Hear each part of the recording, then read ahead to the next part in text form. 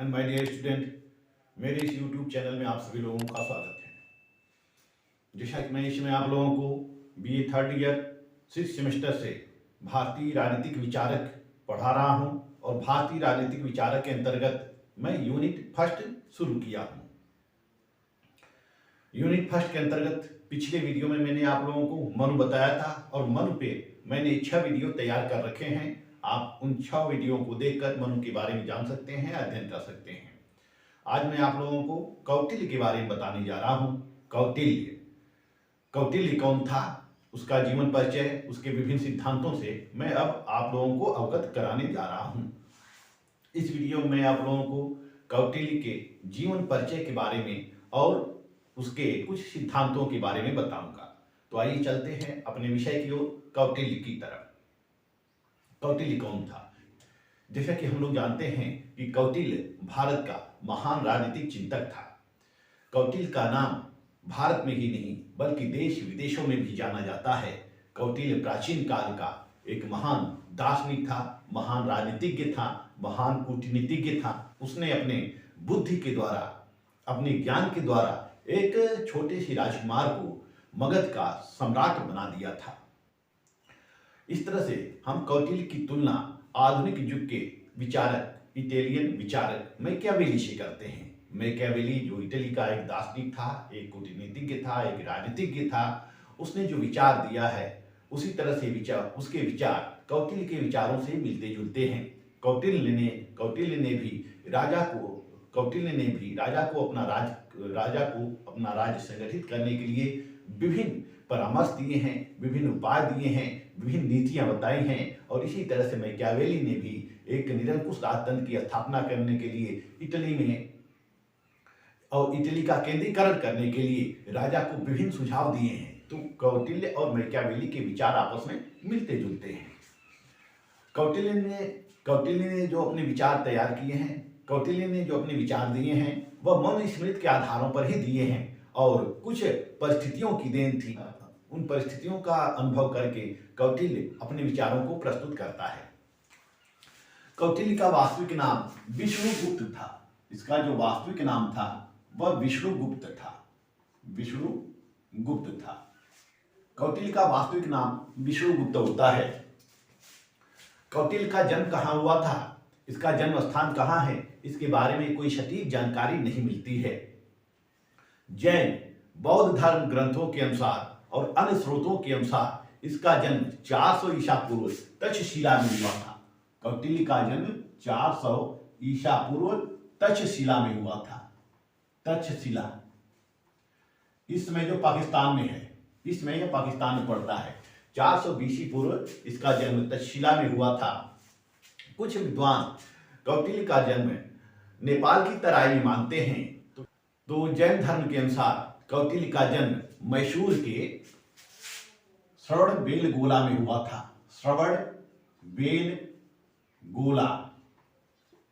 श्रवणबेलगोला में हुआ था। तो इस तरह से इसके जन्म को लेकर विभिन्न विद्वानों में मतभेद व्याप्त है। इसके बारे में जो भी साहित्य उपलब्ध होते हैं उन साहित्यों में एकमतता नहीं है। इसके बारे में अलग अलग जानकारियां प्राप्त हमें होती है। विष्णुगुप्त का नाम कौटिल्य क्यों पड़ा, इसके बारे में भी काफी किंवदंतियां प्रचलित हैं। ऐसा कहा जाता है कि कुटिल वंश में पैदा होने के कारण कुटिल वंश या कौटिल्य वंश में पैदा होने के कारण विष्णुगुप्त का नाम कौटिल्य पड़ जाता है। और वहीं मुद्रा राक्षस के रचयिता विशाखदत्त, मुद्रा राक्षस एक ग्रंथ है जिसके रचयिता हैं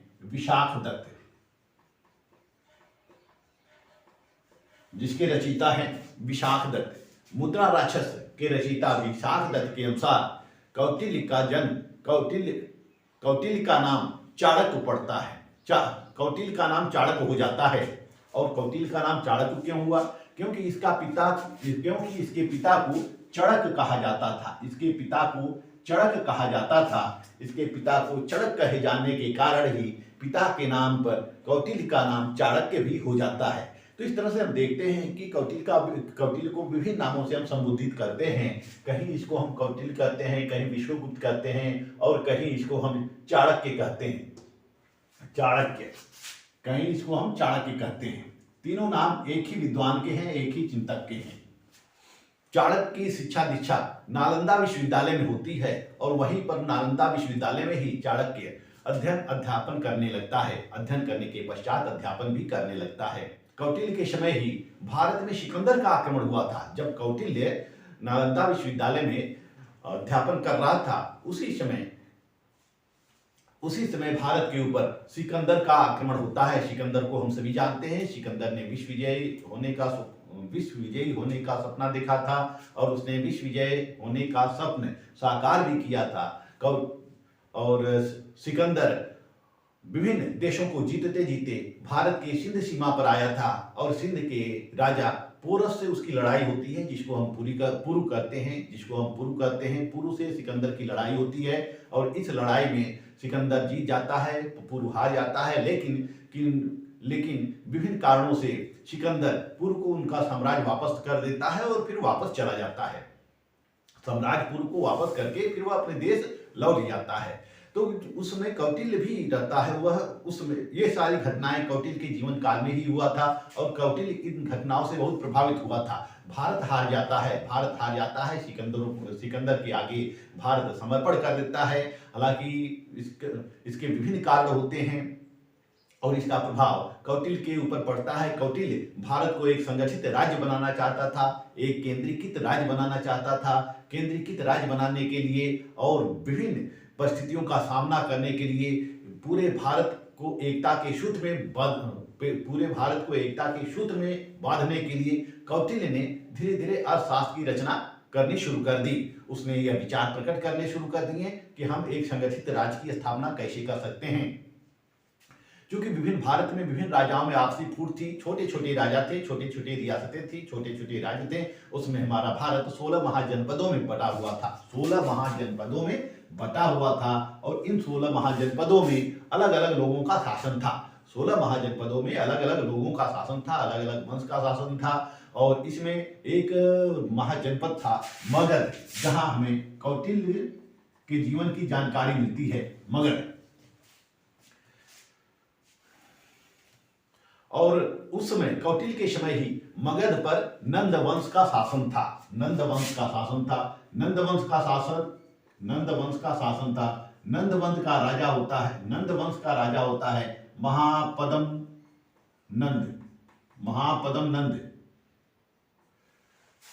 यह वहां का सम्राट होता है, मगध का सम्राट होता है। यह काफी अत्याचारी होता है, निरंकुश होता है। यह जनता को काफी सताता रहता है, अनेक प्रकार के कर भी लगाता रहता है। अपने दरबारियों से भी यह बदतमीजी करता रहता है, यानी कि अपने दरबारियों को भी वह अपमानित करता रहता है। ऐसे में उसका एक दरबारी होता है, उसका एक मंत्री होता है शकटार। इसका मंत्री होता है, किसका? महापद्मनंद का मंत्री होता है शकटार। यह शकटार को भी अपमानित करता रहता था। महापद्मनंद जो था वह शकटार को भी अपमानित करता रहता था। ऐसे में शकटार नंद वंश का विनाश चाहता है। वह चाहता था कि महापद्मनंद का नाश हो जाए। इसके लिए वह अनेक प्रकार की युक्तियां लगाता रहता है और वह चाणक्य के बारे में भी जानता है। वह जानता है कि चाणक्य साम दाम दंड भेद के मर्मज्ञ हैं। चाणक्य साम दाम दंड भेद के मर्मज्ञ हैं और चाणक्य एक बार जो ठान लेते हैं उसको निश्चय ही पूरा करके ही चैन से बैठते हैं, यानी कि उसमें वह सफलता भी प्राप्त कर लेते हैं। चाणक्य जो ठान लेते हैं, चाणक्य बहुत हठी स्वभाव के होते हैं, जिद्दी स्वभाव के होते हैं। वह जो एक बार लक्ष्य निर्धारित कर लेते हैं फिर उस लक्ष्य को प्राप्त करके ही दम लेते हैं। तो ऐसे में शकटार ये जानता है कि चाणक्य बहुत जिद्दी हैं, बहुत हठी हैं। यदि चाणक्य से महापद्मनंद की दुश्मनी हो जाए, यदि चाणक्य से महापद्मनंद की दुश्मनी हो जाए तो फिर नंद वंश का नाश हो जाएगा, महापद्मनंद का नाश हो जाएगा। ऐसे में यह अवसर तलाशता रहता है। फिर एक अवसर ऐसा आता है जब महापद्मनंद ने शकटार को कहा कि वह राज्य के सभी ब्राह्मणों को आमंत्रित करे, क्योंकि उसके पिता का श्राद्ध था। वह श्राद्ध कर्म करने के लिए और ब्राह्मणों को भोजन कराने के लिए महापद्मनंद राज्य के विभिन्न ब्राह्मणों को आमंत्रित करता है। शक्तार को ऐसा अवसर मिल जाता है, और शक्तार क्या करता है कि सभी ब्राह्मणों को आमंत्रित करता है, साथ ही साथ चाणक्य को भी आमंत्रित कर देता है, यानी कौटिल्य को भी आमंत्रित कर देता है। जब वो कौटिल्य को आमंत्रित कर देता है तो वह सभी ब्राह्मणों के बीच में, यानी कि यहाँ सभी ब्राह्मणों के बीच में यहाँ कौटिल्य का आसन लगा देता है, कौटिल्य का ऊंचा आसन लगा देता है। इधर अनेक ब्राह्मण होते हैं और यह जो है दरबार से आने का रास्ता होता है, तो कौटिल्य को एकदम राजा के आसन के सामने ही बैठाता है, महापद्मनंद के आसन के सामने ही वह कौटिल्य को बैठाता है। और फिर जैसे ही महापद्मनंद आता है, अपने दरबार से आता है और देखता है कि उसके सामने एक शिखाधारी और कुरूप और काला व्यक्ति बैठा हुआ है, तो महापद्मनंद आवेशित हो जाता है, क्रोधित हो जाता है। वह शक्तार को अपमानित करता है कि इस कुरूप को कहां से उठा लाए, इस चंडाल को कहां से उठा लाए। तो इस तरह से कौटिल्य का काफी अपमान होता है और यह महापद्मनंद कौटिल्य को भी अपमानित करता है।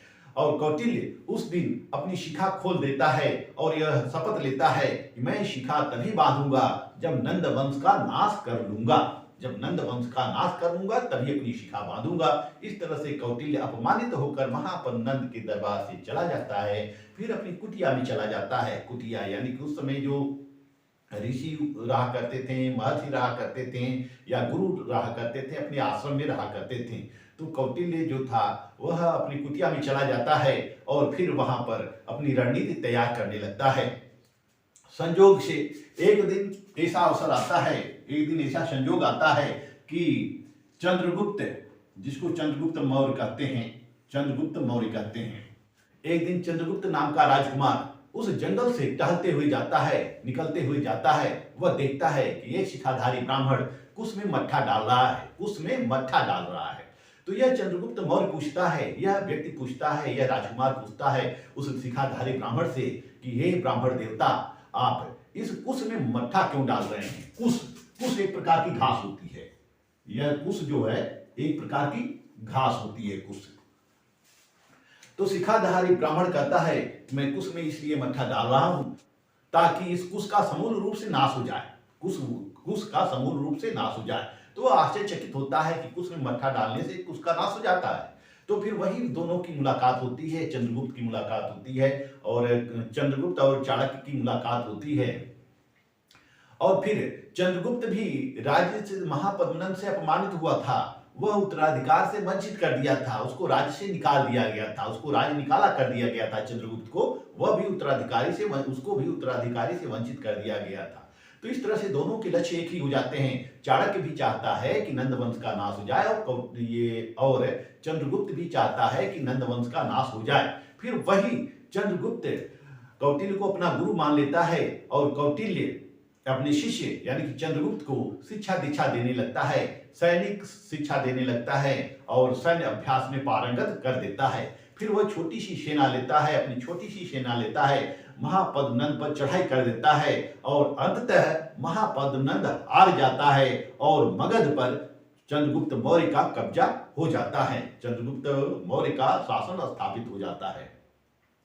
जब मगध के ऊपर चंद्रगुप्त मौर्य का शासन स्थापित हो जाता है, कौटिल्य चंद्रगुप्त मौर्य का महामंत्री बनता है, यानी कि प्रधानमंत्री बनता है और कौटिल्य के दिशा निर्देशन में चंद्रगुप्त मौर्य एक विशाल साम्राज्य की स्थापना करता है, विभिन्न राज्यों को अपने में मिलाता है और एक विशाल साम्राज्य की स्थापना करता है। तो कौटिल्य ने विशाल साम्राज्य की स्थापना के लिए उसने अर्थशास्त्र में विभिन्न अधिकरण लिखे हैं, उसने अर्थशास्त्र की पुस्तक लिखी है और जो ये अर्थशास्त्र की पुस्तक है यह दंड नीति पर लिखी गई है, राजनीति पर लिखी गई है, इतिहास पर लिखी गई है, चिकित्सा शास्त्र पर लिखी गई है। विभिन्न इसमें अधिकरण हैं, अर्थशास्त्र में विभिन्न अध्याय हैं जिस पर लिखी गई है। इसमें प्रशासनिक व्यवस्था के बारे में लिखी गई है कि हम अपने प्रशासन को कैसे संचालित करें, एक राजा को कैसे नीतियां बनानी चाहिए इत्यादि, यानी कि इसमें प्रशासनिक और राजनीतिक मामलों पर लिखी गई है अर्थशास्त्र।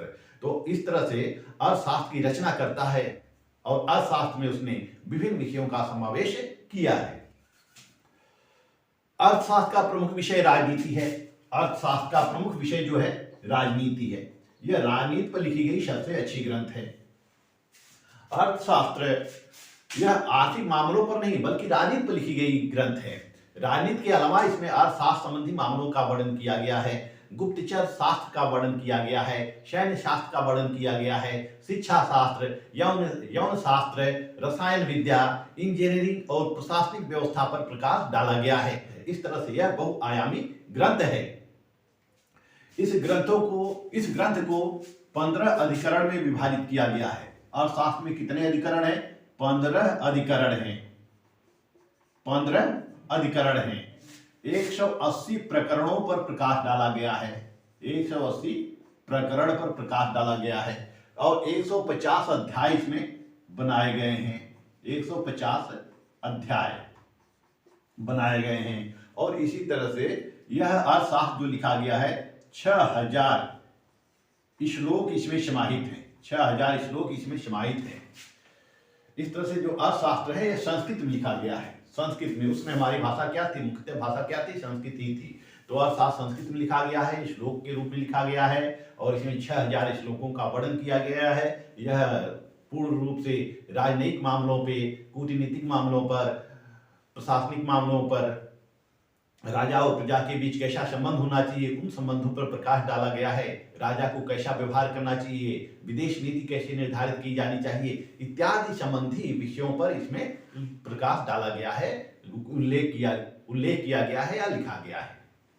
तो कौटिल्य ने अर्थशास्त्र में विभिन्न सिद्धांतों का वर्णन किया है और उन सभी सिद्धांतों को हम क्रमशः पढ़ेंगे, क्रमशः अध्ययन करेंगे। या कौटिल्य ने अर्थशास्त्र में जो विभिन्न सिद्धांतों का वर्णन किया है, उन सिद्धांतों में हमें पहला पढ़ना है राज की उत्पत्ति का सिद्धांत। कौटिल्य ने राज की उत्पत्ति का सिद्धांत कैसा दिया है, कौटिल्य ने राज की उत्पत्ति के संबंध के बारे में क्या कहा है, यानी कौटिल्य ने किस तरह से राज की उत्पत्ति पर प्रकाश डाला है।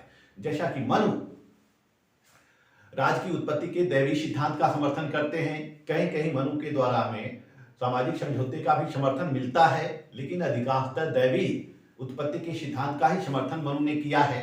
मनु ने कहा है कि राजा की उत्पत्ति ईश्वर के द्वारा की गई है, ये राज्य की ईश्वरीय रचना है। लेकिन यहाँ कौटिल्य कहते हैं कि राज्य की उत्पत्ति जो की गई है वह किसके द्वारा की गई है? सामाजिक समझौता के द्वारा की गई है, समाज के द्वारा की गई, ऐसा उल्लेख मिलता है। तो आइए जानते हैं हम कौटिल्य के राज्य संबंधी विचारों को, राज्य की उत्पत्ति संबंधी विचारों को।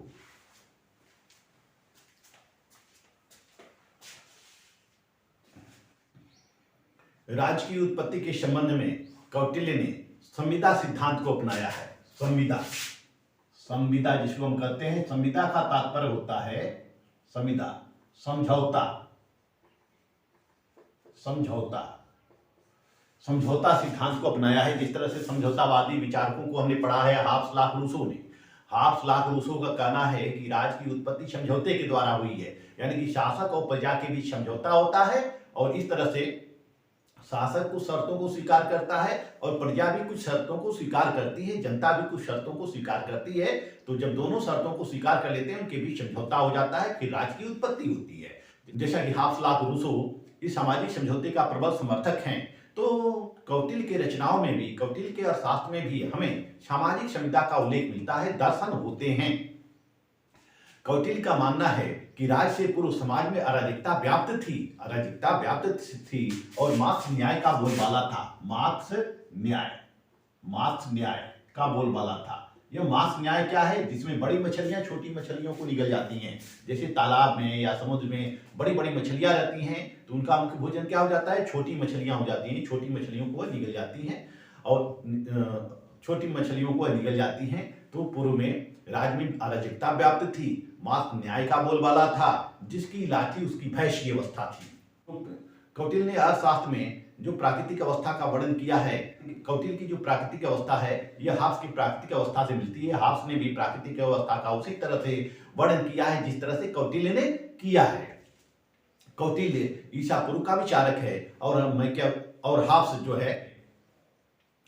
हाब्स जो है मध्ययुग या आधुनिक काल का विचारक उसको हम मान सकते हैं। तो हाब्स ने भी प्राकृतिक अवस्था का वर्णन करते हुए कहता है कि प्राकृतिक अवस्था जो थी वह अराजकता की अवस्था थी, निरंतर संघर्ष की अवस्था थी। उसमें मनुष्य हर एक दूसरे को सताता रहता था, सभी लोगों के प्राण सुरक्षित नहीं थे, संपत्ति सुरक्षित नहीं थे, परिवार सुरक्षित नहीं थे, हर व्यक्ति एक दूसरे से डरता रहता है, यानी कि एक अविश्वास का माहौल बना रहता है, कोई किसी दूसरे पर विश्वास नहीं करता है, सबके प्राण और संपत्ति असुरक्षित होते हैं। मास न्याय का बोलबाला होता है, जिसकी लाठी उसकी भैंस का बोलबाला होता है। लेकिन सभी लोग इस संघर्षरत अवस्था में अधिक दिनों तक जीवन यापन नहीं कर सकते हैं। जीवन यापन करना मुश्किल हो जाता है, उनको जीवन यापन करना मुश्किल हो जाता है। ऐसे में एक समझौता होता है जनता के बीच, और जनता ने एक व्यक्ति को राजा बना दिया और उस राजा को सारे अधिकार दे दिए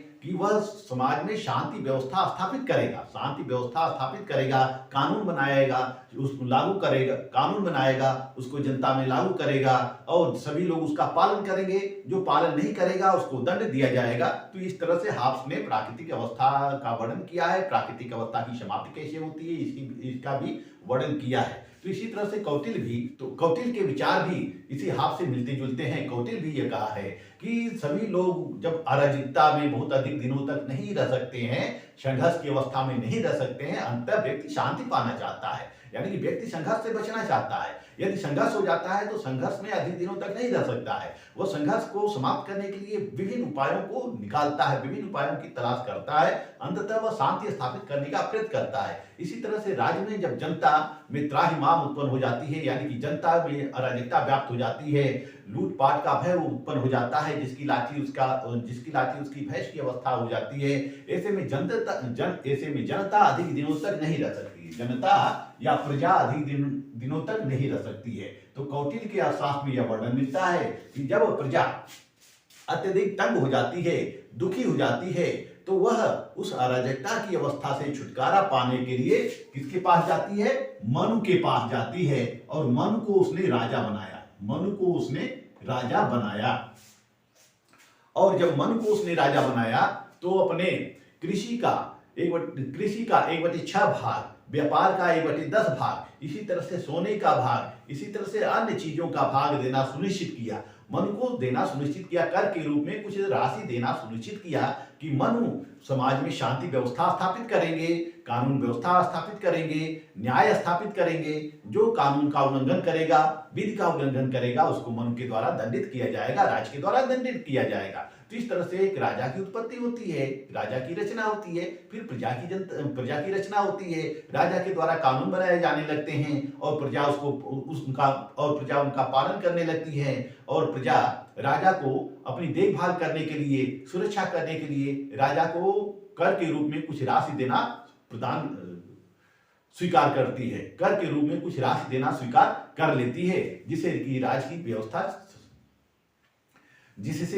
व्यवस्था संचालित किया जा सके।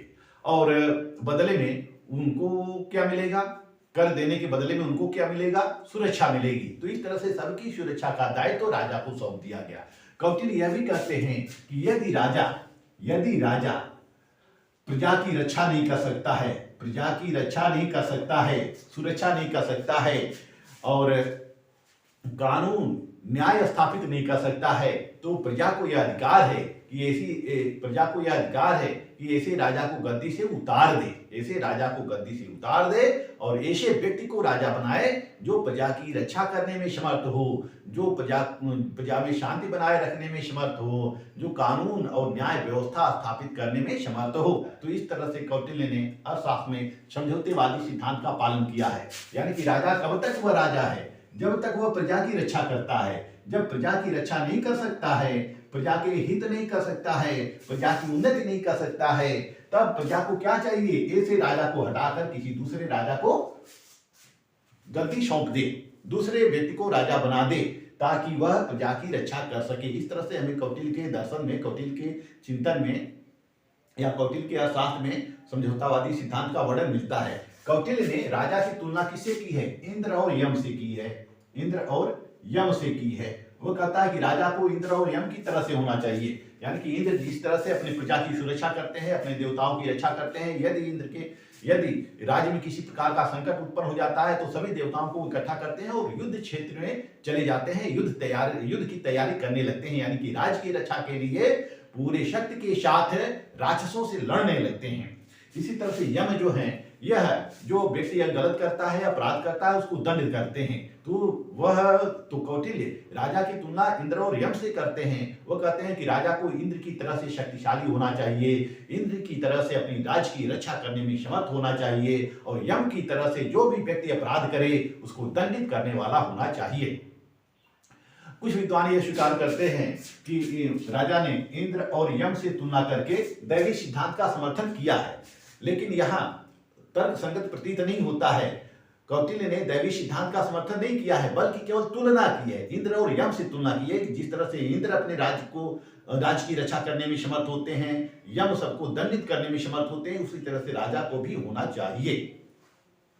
तो कौटिल्य ने अपने अर्थशास्त्र में विभिन्न सिद्धांतों का वर्णन किया है। राज्य की उत्पत्ति के संबंध में कौटिल्य का विचार क्या है? सामाजिक समझौतावादी है। राज्य की उत्पत्ति में कौटिल्य का विचार क्या है? समझौतावादी है। अब दूसरा आता है सप्तांग सिद्धांत। दूसरा सप्तांग सिद्धांत।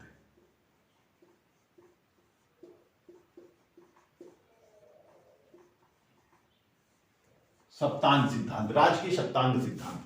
हालांकि मैंने आपको मनु के विचारों से अवगत कराया। मनु ने भी सप्तांग सिद्धांत का वर्णन किया है, लेकिन मनु स्मृति में हमें बहुत अधिक उल्लेख नहीं मिलता है, व्यवस्थित क्रमबद्ध उल्लेख नहीं मिलता है। कौटिल्य ने इस सप्तांग सिद्धांत का व्यवस्थित और विस्तृत वर्णन किया है। हालांकि कौटिल्य ने जो विचार अपना रखे हैं, जो चिंतन दिया है, वह मनु स्मृति के सिद्धांतों पर ही आधारित है। मनु ने जो सप्तांग सिद्धांत दिए हैं वही कौटिल्य ने भी दिए हैं, और कौटिल्य ने सप्तांग सिद्धांत की काफी विस्तृत व्याख्या की है। और कौटिल्य ने राज का सावयव सिद्धांत भी प्रस्तुत किया है। राज का सावयव सिद्धांत भी प्रस्तुत किया है। सावयव का मतलब होता है जीव। सावयव का मतलब होता है जीव। जिस तरह से जीव में विविध अंग होते हैं और विभिन्न अंगों के द्वारा जीव अपने सारे कार्यों को संपादित करता है, जिस तरह से हम मनुष्य हैं और हमारे अंदर विभिन्न अंग हैं, हाथ हैं, पैर हैं, आंख है, नाक है, कान है, और विभिन्न अंगों के अपने अपने कार्य हैं। यदि कोई भी अंग विकृत हो जाता है तो हम कार्य को उचित तरीके से संपादित नहीं कर सकते हैं, अच्छे ढंग से नहीं कर सकते हैं। तो इसी तरह से राज के भी विविध अंग हैं, और कौटिल्य ने 7 अंगों का वर्णन किया है। वह 7 अंग कौन है? पहला है स्वामी, दूसरा है अमात्य, तीसरा है जनपद, चौथा है दुर्ग, पांचवा है कोष, छठा है दंड, और 7वां है मित्र। इन 7 अंगों का वर्णन किया है कौटिल्य ने कि राज के 7 अंग हैं, और यह 7 अंग मिलकर विभिन्न क्रियाओं को संपादित करते हैं। इन राज्य के लिए यह 7 अंग होना आवश्यक होता है। स्वामी, अमात्य यानी मंत्री। स्वामी का मतलब हो गया राजा, अमात्य का मतलब हो गया मंत्री, जनपद जनपद का मतलब होता है राज्य का भूभाग, दुर्ग किला, कोष खजाना, दंड जो अपराध करे उसको दंड देना आवश्यक होता है, मित्र राज के लिए मित्र आवश्यक होते हैं, मित्र के बिना राज का विस्तार नहीं किया जा सकता है। तो इस तरह से कौटिल्य ने सप्तांग सिद्धांत में 7 तत्वों का वर्णन किया है, 7 अंगों का वर्णन किया है। इस सप्तांग सिद्धांत को मैं आपको नेक्स्ट वीडियो में बताऊंगा कि कौटिल्य का सप्तांग सिद्धांत क्या है, विस्तार पूर्वक विश्लेषण करूंगा। मेरा वीडियो आपको अच्छा लगे तो मेरे चैनल को लाइक, सब्सक्राइब और शेयर करते रहिए। मिलते हैं नेक्स्ट वीडियो में, तब तक के लिए धन्यवाद।